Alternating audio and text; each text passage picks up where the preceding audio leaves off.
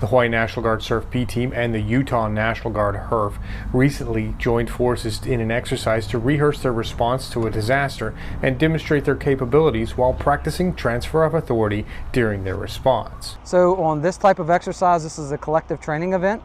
The idea is to bring together the entire CERF-P, all elements, decom, medical, S&E, etc., and have them work as one solid unit to come out and do life-saving measures in a sea burn environment.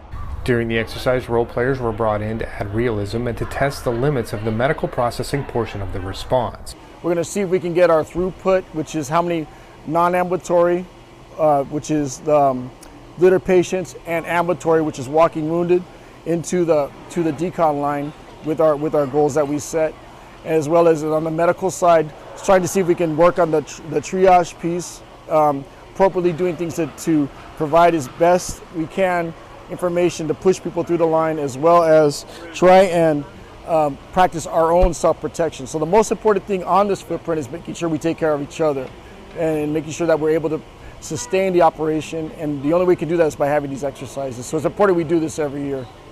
This exercise is unique because it brought response units from two separate FEMA regions. HERF's responsible for commanding and controlling multiple CERF-Ps. So this is a great event for the HERF to come out and play with a standalone CERF-P like Hawaii and share best practices. The combined play in the exercise provided the units the opportunity to practice responding to a domestic tragedy over an extended time frame.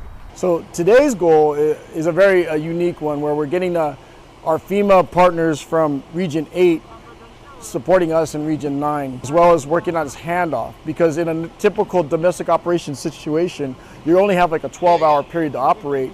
You can't go all day, but unfortunately in a disaster, that could be an all-day effort, and we're learning how to appropriately hand off, keep the operation tempo going, and ensure that we're supporting as much as we can to the civilian authorities when they need us. This exercise went beyond the initial phase of disaster management to the eventual passing of responsibility to a larger force in order to transition to stability operations. We never get to practice and train on it. We have the ability to do a relief in place with another unit. We're always coming in as if we're the first unit on the ground, and it's pretty easy because we know we're the first ones there. We don't have to do any coordination with another unit.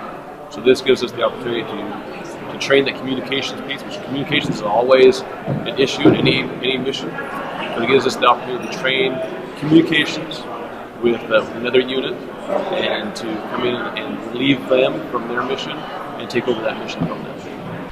Reporting with the Hawaii National Guard, this is Tech Sergeant Andrew Lee Jackson.